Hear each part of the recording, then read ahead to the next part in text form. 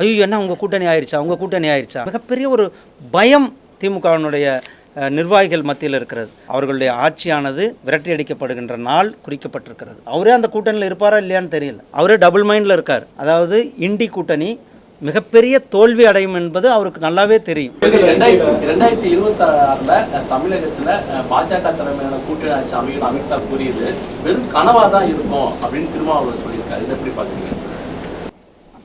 2026 சட்டமன்ற தேர்தலில் மிகப்பெரிய ஒரு வரலாற்று சிறப்புமிக்க வெற்றியை தேசிய ஜனநாயக கூட்டணி பெறப்போகிறது.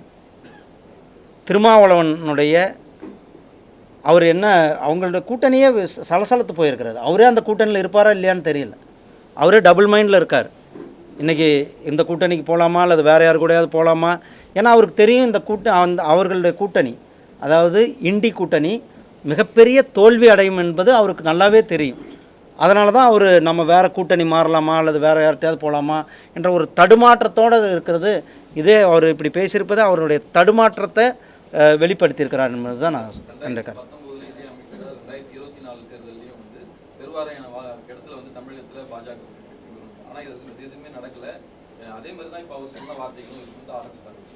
நீங்கள் 2024 உங்களுக்கு தெரியும், நாம் தேசிய ஜனநாயக கூட்டணி அதிமுக இல்லாமல் நாம் 2024 கூட்டணி இல்லாமல் தான் நம்ம நின்னோம். நாம் இப்போ மிகப்பெரிய ஒரு கூட்டணி உருவாக்கியிருக்கிறது. தேசிய ஜனநாயக கூட்டணி வளம் பொருந்திய கூட்டணியாக இருக்குது. அதனால தான் திமுககாரங்க தூக்கத்தை தொலைச்சிட்டு இருக்காங்க. நான் பார்லிமெண்ட்டில் கூட பார்ப்பேன், ஐயோ என்ன உங்கள் கூட்டணி ஆயிடுச்சா அப்படின்ற ஒரு மிகப்பெரிய ஒரு பயம் திமுகவினுடைய நிர்வாகிகள் மத்தியில் இருக்கிறது. திமுகவினுடைய நிர்வாகிகளினுடைய பயம் நியாயமானது. ஏன்னா அவர்களுடைய ஆட்சியானது விரட்டி அடிக்கப்படுகின்ற நாள் குறிக்கப்பட்டிருக்கிறது.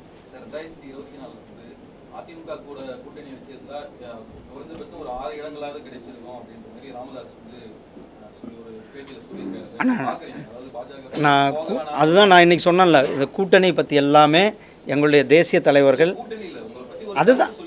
அதுதான் நான் அதுக்கு எங்கள் தேசிய தலைவர்கள் முடிவு பண்ணுவாங்க, அதை சொல்லுவாங்க, அதை நான் சொல்லுவேன்.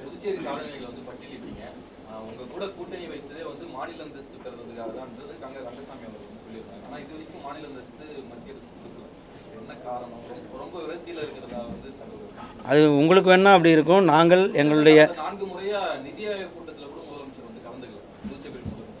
அவர் தங்களுடைய கருத்துக்களை மாண்புமிகு பிரதமர் வட்டத்தில் தொடர்ந்து சொல்லி கொண்டிருக்கிறார்கள். அவர் தேவையான பாண்டிச்சேரியுடைய வளர்ச்சிக்கு தேவையான திட்டங்களை சொல்லி கொண்டிருக்கிறார்கள். பாண்டிச்சேரிக்கு தேவையான நிதியையும் நாம் கொடுத்து கொண்டு இருக்கிறோம். பாண்டிச்சேரியுடைய மேம்பாட்டை உயர்த்தி கொண்டு இருக்கிறோம் என்பது பாண்டிச்சேரியில் நீங்களே பார்க்குறீங்க, எந்த அளவுக்கு டெவலப்மெண்ட்டுகள் நடந்து கொண்டிருக்கிறது என்பதை நீங்கள் பார்க்குறீங்க. அதனால் பாண்டிச்சேரியுடைய வளர்ச்சி தான் நம்மளுடைய முக்கியமாக இருக்குது. பாண்டிச்சேரி வளர்ந்து கொண்டு இருக்கிறது, அவருடைய தலைமையில் நல்லா வளர்ந்து கொண்டு இருக்கிறது.